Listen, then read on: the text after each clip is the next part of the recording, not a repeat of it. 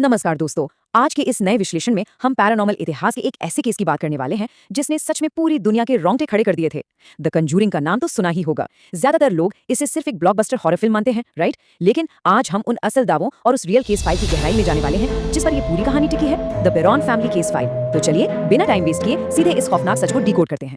जरा सोचिए, एक नई शुरुआत के लिए किसी नए घर में कदम रखा जाए और धीरे धीरे ये एहसास होने लगे कि वहां कोई और भी है, कोई अनदेखी मौजूदगी, एक ऐसा साया जो सिर्फ घर पर ही नहीं बल्कि दिमाग पर भी कब्जा जमा रहा है। सुनने में किसी डरावनी कहानी जैसा लगता है ना, पर पेरॉन परिवार के दावों के मुताबिक ये उनके लिए कोई मनगढ़ंत कहानी नहीं बल्कि एक रूह कंपा देने वाली हकीकत थी। तो चलिए शुरू करते हैं भाग 1 से, haunted house mystery, farm house में कदम रखना। बात है साल 1971 की। पेरॉन परिवार एक पुराने और बहुत ही शांत दिखने वाले फार्म हाउस में शिफ्ट हुआ। शुरुआत में तो सब कुछ बिल्कुल नॉर्मल था, मतलब जैसा होना चाहिए, लेकिन फिर हालात बहुत तेजी से बिगड़ने लगे। इमेजिन कीजिए, घर की सारी घड़ियां हर सुबह ठीक 3:07 पर अचानक रुक जाती थीं।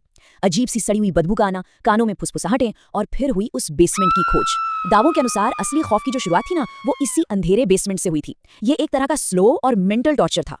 अब मामला सिर्फ अजीब आवाजों या रुकी हुई घड़ियों तक ही नहीं रुका।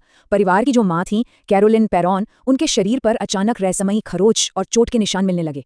दरवाजों का अपने आप जोर से खुलना और बंद होना तो आम बात हो गई थी, लेकिन किसी अनदेखी शक्ति का इस तरह से सीधे इंसान के शरीर पर शारीरिक निशान छोड़ना, इस चीज ने पूरे केस को एक बिल्कुल ही अलग और खतरनाक लेवल पर पहुंचा दिया था। अब आते हैं भाग 2 पर, बाथशेबा का खौफनाक सच, एक डायन की कहानी। सवाल ये उठता है कि आखिर ये बाथशेबा थी कौन?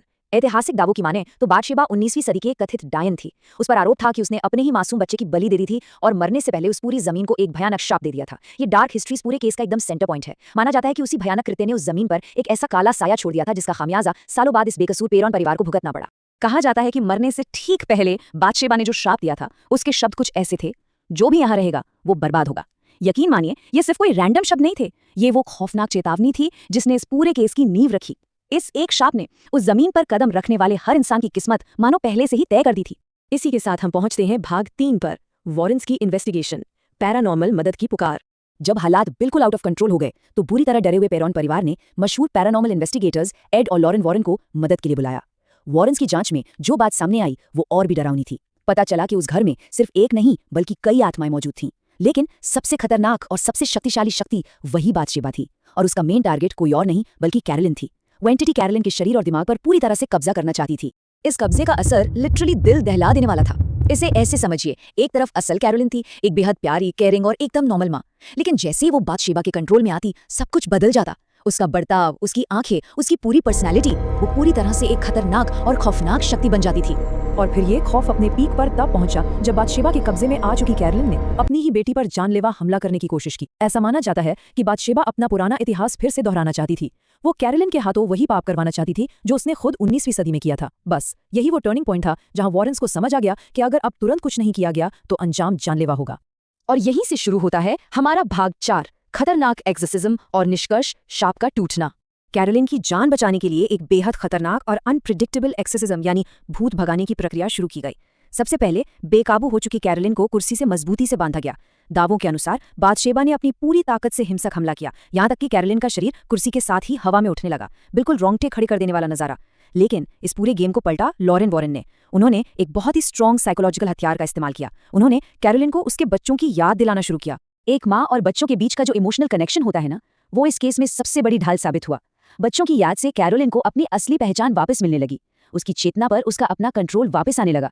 और दावों के मुताबिक बस इसी एक पल में बाथशेबा की पकड़ कमजोर पड़ गई और उस बुरी शक्ति का प्रभाव हमेशा हमेशा के लिए टूट गया। तो आखिर में पेरॉन परिवार इस खौफनाक हादसे से तो बच गया, लेकिन अपने पीछे छोड़ गया इतिहास की सबसे डरावनी और मशहूर पैरानॉर्मल केस फाइल।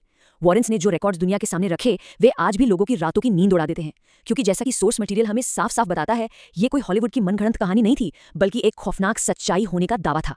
तो अब सोचने वाली बात यह है, क्या ये सिर्फ दिमागी वहम और भूतों की कहानियां हैं, या सच में हमारे आसपास कोई ऐसा अनदेखा अंधेरा है जिसे हम आज भी पूरी तरह से समझ नहीं पाए हैं? पेरॉन परिवार का ये केस हमें ये सोचने पर मजबूर जरूर करता है कि इस दुनिया में ऐसी बहुत सी चीजें हैं जो साइंस और हमारे समझ से काफी परे हैं।